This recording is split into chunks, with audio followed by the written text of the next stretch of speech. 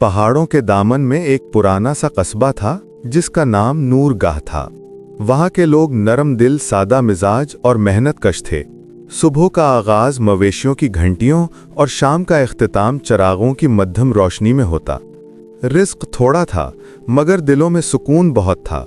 लोग खेती बाड़ी, लकड़ियां काटने और मामूली मजदूरी से घर चलाते थे। नूरगाह के इर्द गिर्द घने पहाड़ी जंगलात थे जहां सैकड़ों जंगली लंगूर रहते थे। कभी वो आम के बाग उजाड़ देते, कभी खेतों पर धावा बोल देते और कभी गांव के बच्चों को डराकर उनकी खुराक छीन लेते।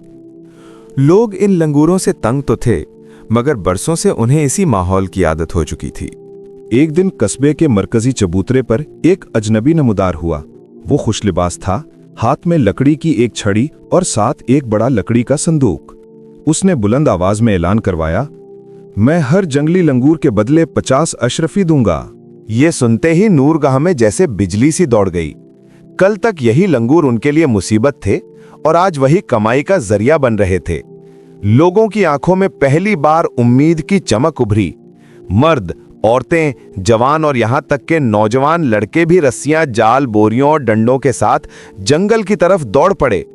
हर कोई चाहता था कि वो पहले ज्यादा से ज्यादा लंगूर पकड़े और अशरफियां कमाए। शाम तक चबूतरे के पास लंगूरों के ढेर लग गए। अजनबी शख्स खुशी खुशी हर लंगूर के बदले 50 अशरफियां अदा कर रहा था। लोग हैरान थे कि इतने पैसे उन्होंने जिंदगी में कभी इकट्ठे नहीं देखे थे। नूरगाह में ईद का समा था। घरों में चिराग रोशन थे, बाजारों में रश था। कुछ ने नए कपड़े खरीदे, कुछ ने टूटी छत की मरम्मत करवाई और कुछ ने बरसों का कर्ज उतारा। गुर्बत में डूबे चेहरों पर पहली बार सुकून और मुस्कुराहट दिखाई दे रही थी। चंद दिनों में गांव वाले इतने लंगूर पकड़ लाए कि अजनबी के बड़े लोहे के पिंजरे भर गए।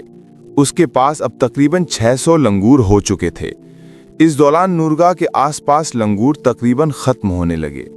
जो चंद रह भी गए वो इतने होशियार और फुर्तीले हो चुके थे कि इंसानों से दूर रहने लगे। लोगों की पहली वाली खुशी थकन में बदलने लगी। अब एक लंगूर पकड़ने में घंटों लगते मगर फिर भी वो भाग दौड़ करते रहे क्योंकि अशरफियों की चमक उनके जहनों में नाचती रहती थी। रफ्ता रफ्ता नूरगाह में लंगूरों की आवाज़ें कम होती गईं मगर इंसानों के दिलों में हिर्स बढ़ती गई। ये सब एक अजनबी के ऐलान से शुरू हुआ था और पूरा कस्बा बदलने लगा था। वक्त गुजरने के साथ साथ नूरगाह का नक्शा बदल गया था। वही कस्बा जो चंद हफ्ते पहले रोशनी, कहकहों और खुशहाल ख्वाबों से जगमगा रहा था, अब तबाही और अफसोस का मंजर पेश कर रहा था। हर घर की छत, हर सहन, हर गली, हर खिलियान लंगूरों से भरा हुआ था। वही लंगूर जो कभी दौलत के खजाने समझकर खरीदे गए थे, अब नूरगाह के लोगों के लिए अजाब बन चुके थे। लंगूर घर का अनाज खा जाते, पानी के घड़े तोड़ देते, कपड़े फाड़ देते, ऊपर से छत पर कूद कूद कर शोर मचाते। बच्चे बाहर निकलते तो लंगूर उनका खाना छीन लेते। औरतें छत पर कपड़े सुखाने से डरने लगीं। कस्बे के लोग टूट चुके थे। उन लंगूरों को अब कोई खरीदने वाला नहीं था और जिन्हें कभी वो बेचने के ख्वाब देखते थे, अब वही लंगूर उनके घरों पर काबिज हो गए थे। नूरगाह वाले आखिरकार समझ गए कि वो एक फरेब का शिकार हुए थे।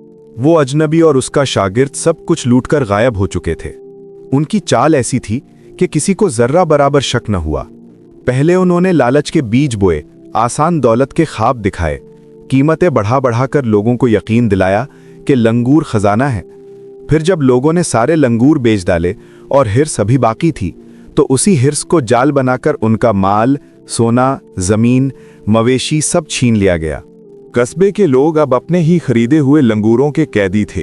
कुछ ने कोशिश की कि लंगूरों को जंगल छोड़ाएं, मगर वो लंगूर अब इंसानों से मानूस हो चुके थे।